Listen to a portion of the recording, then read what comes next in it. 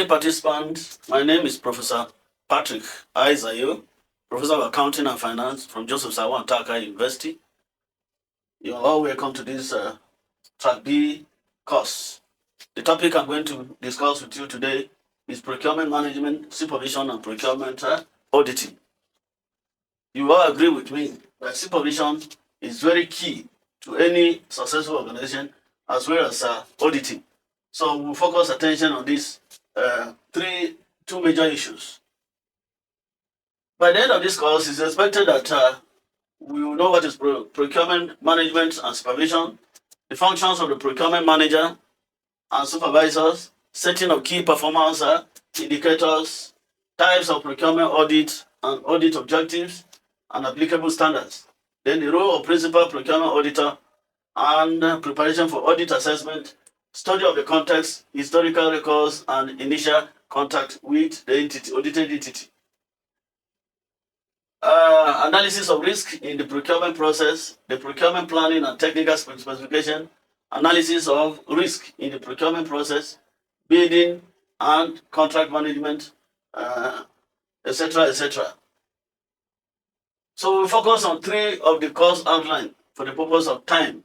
They are introduction to procurement management and supervision, functions of the procurement manager, and then setting of key performance indicators. So we're now looking at procurement management and supervision. By the end of this session, it is expected that the participants should be able to link public procurement organization objectives based on the 5R with the service delivery objectives of the parent entity. Recognize the three defining pillars, that is people, process, product, or performance of a well-functioning organization, and then discuss public procurement functions, objectives, and strategies and rules. Yes, by introduction, over the past decades, sound public procurement management has become a key milestone of good governance and national progress. Its significance for socio-economic development is reflected in the fact that it constitutes a sizable portion of the national economic growth, about 15 to 30% of GDP. Public procurement management, thus, is a very valuable instrument of pro-social equity policies and has historically been used by government to encourage a more equitable economic growth. Thus, it's a valuable instrument. So the main purpose of public procurement supervision is the management process that reviews different contract and contracting processes to determine the completeness, efficacy, as well as the accuracy of the process. A successful procurement organization must enable the procuring entity to achieve its services delivery objectives at best value for money, that is, meeting the 5R objectives of the procurement function.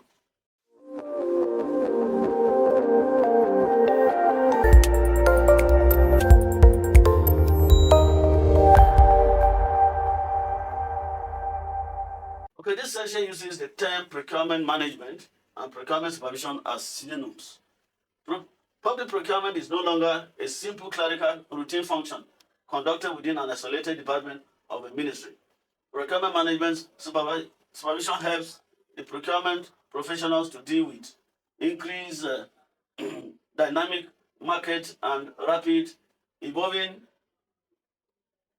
The practitioners are also use PP to demonstrate their government adherence to international agreements in the human rights level, the environment, as well as mitigation of corruption. What we're saying here is that public procurement is no longer a departmental affair. It comprises of the entire organization, where all the other departments are involved, unlike before it was just a departmental affair. Public procurement reconciles the tension between sustainability objectives and the framework of international trade agreement, while respecting the broader obligation of best value for money, transparency, and accountability, as well as an array of new competencies.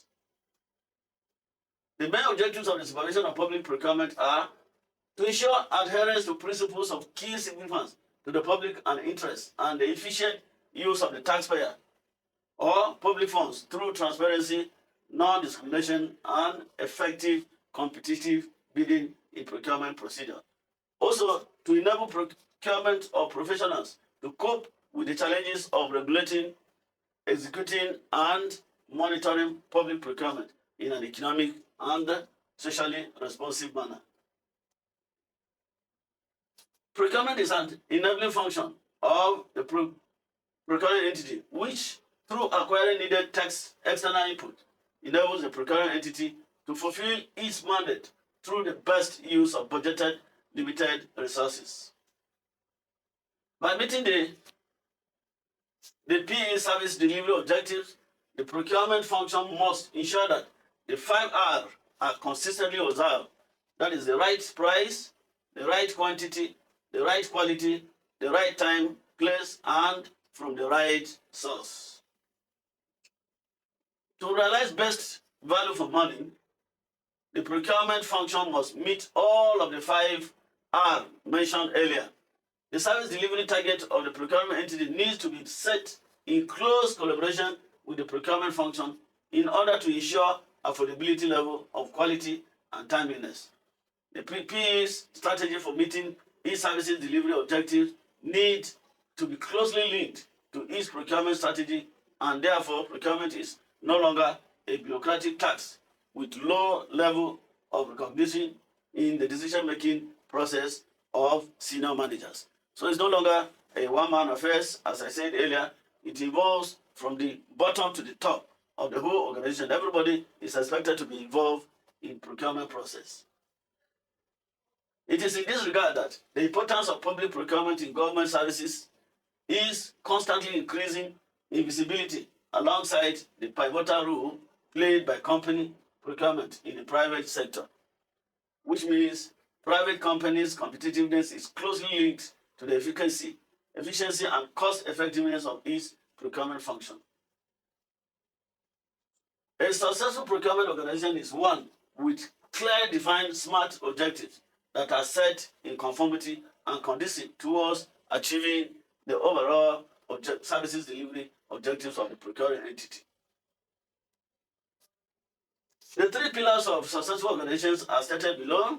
A vision and a mission statement for the procurement organization help to focus the efforts towards achieving the objectives and putting in place the necessary mechanism for this purpose. A well-functioned procurement organization must be built around the three pillars, which are the people, the process, and the performance or product. The people and an effective organization must be staffed with the right mix of people or staff who are at the appropriate level of aptitude. Having the people or staff of a particular organization at the optimal level of aptitude needs careful profile examination and continuous capacity building team building effort.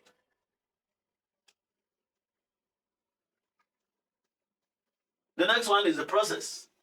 The procurement organization must set established procedures that systematically covers the entire procurement process. That is the full range of activities of the organization in the procurement of goods, works, and services. Those procedures must be documented and consistently used by staff in order to ensure successful performance and fulfillment of the procurement function objectives.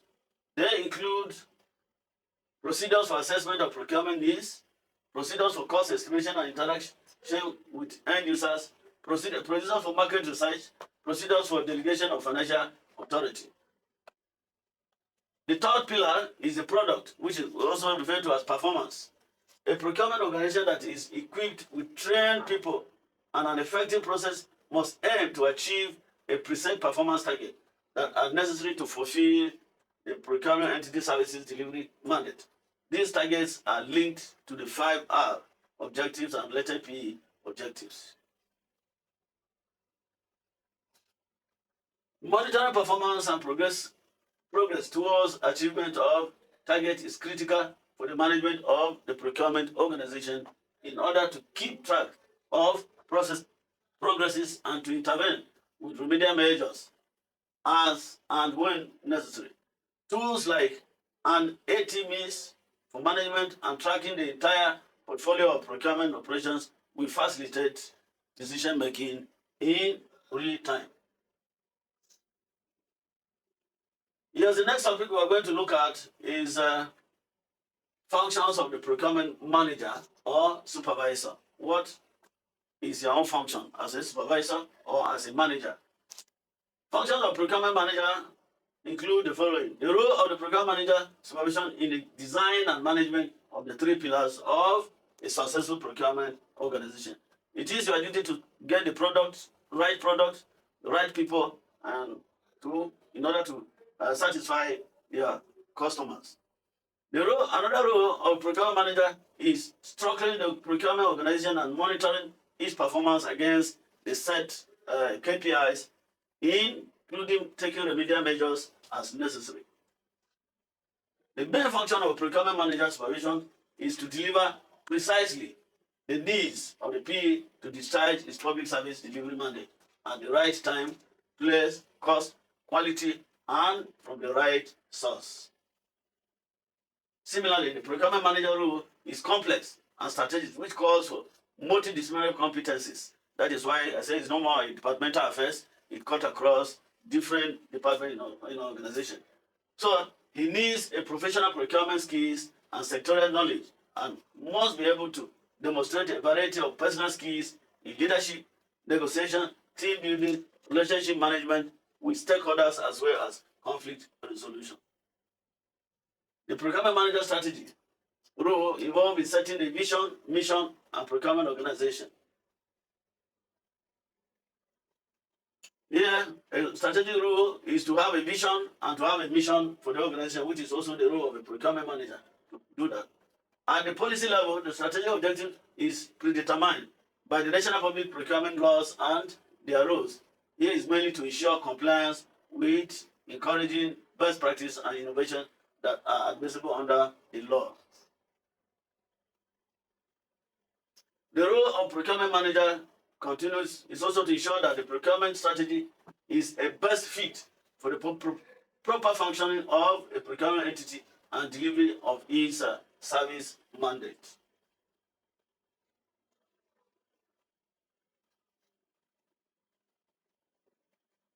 These are the roles of procurement manager as listed below. You can get these details from the manual, from the information given to you on the slides. The role of procurement manager continues. Yes, the next topic we are going to look at is setting key performance indicators, which is very key to any organization. Without the key performance indicators, you cannot be able to track your work, you cannot be able to monitor, you cannot be able to control, you cannot be able to correct. So it is important that an organization set up key performance indicators so that it can be a roadmap for them to follow. So setting key performance indicators, this session, we should be able to look at the introduction of key performance, the 4 dimensions for measurement of key performance, how to set relevant key performance, and standards set by OECD's maps for measurement of quantitative performance indicators. National public procurement legislation requires procuring entities to demonstrate achievement of best value for money in their respective procurement operations, not just cost saving. These specific performance standards are through key performance indicators. The key performance indicator in procurement management is therefore referred to effective adherence to necessary standard, procedures, and process of procurement. The concept of value is relative and can differ from one procuring entity to another.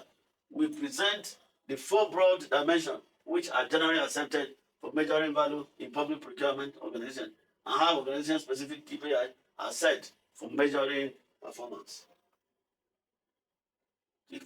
While transactional efficiencies are important to achieve the outcome, the procurement activity successes are in realizing the desired ultimate outcomes of the procuring entity.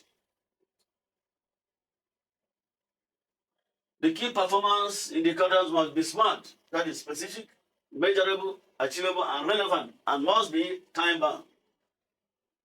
KPI helps in ensuring efficiencies and attaining their overall procurement strategy, process, goals, and service delivery, as I stated earlier. For achieving the best value in terms of managing the 5R, KPI in this area measure how well an organization is applying various leading practices in managing costs, such as achieving better prices, managing specification in accordance with actual needs and not want, managing demands and avoidance of redundant purchase, choosing more efficient alternative, etc., etc. So you can go through the quiz and you'll be able to answer the questions that are below. Yes, the next one we're looking at types of procurement audit, objectives, and applicable standard. The role of principal procurement auditor and preparation for the audit assignment. Study of the context, historical records, and initial contacts with the audited entity. So here we'll look at the evolution of procurement audit, the fundamental principles, the purpose of objectives and timing of the various types of the procurement audit, and then the standard applicable to the procurement audit process. The evaluation of audit. Let's go. The World Bank designed this innovation to bring standard to the procurement management process in developing nations. Public procurement audits are anchored on 4 pillars, which is transparency, good management, prevention of misconduct, and accountability and control. This is the hallmark of public audit. It must be on these pillars. In Nigeria, the Public Procurement Act of 2007 passed into law with a set of laws to regulate policies for the implementation of the procedures and processes necessary to acquire goods, works, and services of public-private sector organizations based on the 4 pillars we mentioned earlier. So procurement audit as a function of the SAI is a supplement to their regular financial audits.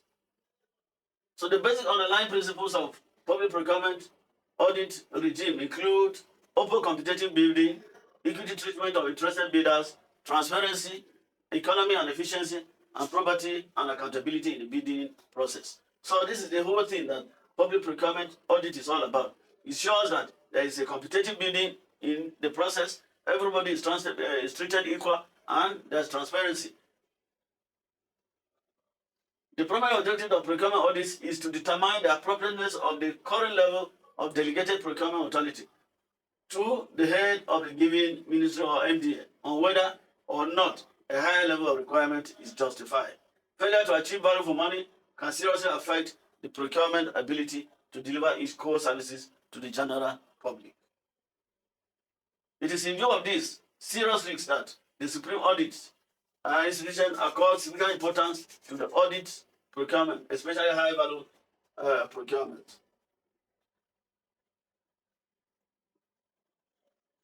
To achieve value for money, go from this perspective of government, the following principles are enshrined in public procurement legislation. Value for money, which is efficiency, economic effectiveness, wide competition, ethics, accountability, transparency, non-discrimination and fairness, effective handling of bidders and complaint, and also record keeping. The correct application of public procurement principle in pursuit of value for money requires the procurement auditor to verify types of procurement operations were conducted on the basis of wide competition, transparency, professional bidders, qualification and bid evaluation criteria, and making procurement decisions in an ethical and accountable manner.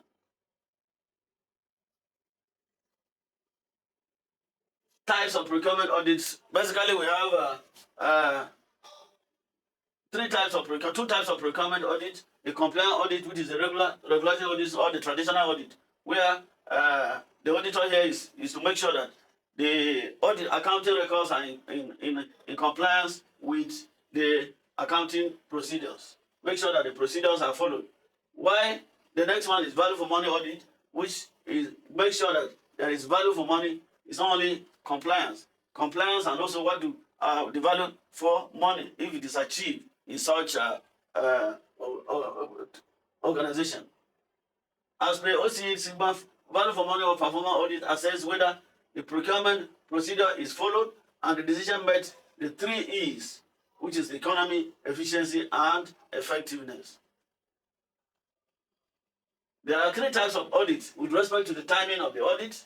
The ex ante, which is the after audit, it is an audit that takes place before the beginning of any formal procurement procedure. You audit the process before it began. Then we have the current, or what is called ongoing audit, which is as the process is going, auditors are also following. Then the last one is the ex post audit, which is after the activities have been done. Then the auditors come to look at the books and other documents. Depending on the audit type, the purpose and objectives of procurement audit are to verify the compliance, existence, application, and good works and services are actually supplied. Yes, here you can have the questions quiz where you answer. Then finally, we'll be looking at analysis of risk. You know that risk is very important in any organization. So it is in any organization you must encounter risk. So it is our duty to make sure that we have identified the risk and we are monitoring it so that it cannot affect the outcome of any project we're taking into consideration. So analysis of risk in the procurement process, the procurement planning and technical supervision. Here, the session will explore introduction to risk typically encountered in the procurement planning process, the risk typically encountered in the preparation of technical specification. So development of audit checklist for verification of compliance, and then by introduction, risk analysis and management are techniques applied to ensure that contracts are successful. So this is done by adopting what is mindset, which allows procurement to identify and assess the risk and priorities. Then by aligning relevant resources to monitor, control, and minimize or overcome the impact on the procurement process. Typical procurement planning process, we have the risk typically encountered in the procurement planning process are inadequate internal needs analysis, poor vendor selection, disorganized vendor management, non-compliance and crude contract management process, error-prone manual internal processing, delay in procurement, talent shortage. So in inaccurate internal needs analysis, we can now see understatement of needs, unrealistic time scale and schedule, inadequate budget, etc., etc. So poor vendor selection is low quality product, leads to low quality product, delay of delivery, unethical standard, and non-compliance with the product quality. To prevent disorganized vendor management, to prevent procurement mishap due to breakdown in vendor relationship or communication management. Procurement mishap due to breakdown in vendor relationship, you need to assess the following risks: communication, accounting, in-house, and data management. Non-compliance and crude contract management. Depending on your business model and the vendor you are buying from, you may need to consider procurement legislation. Error-prone can be detected and planned to reduce error reading document, lost forms and data, and delay approval, wastage time, etc., etc. Then talent shortage. It is expected that the right people should be taken for the job. Then, in addition to the options above, minimizing procurement risk can be done through standardized procurement process, development of procurement automation technology, improve users communication, develop supplier relationship, and then develop a workflow optimization tactics. So that is the end of the section. You can go through the documents, complete the documents, and get all the necessary things that is needed here. Thank you very much, and have a nice day.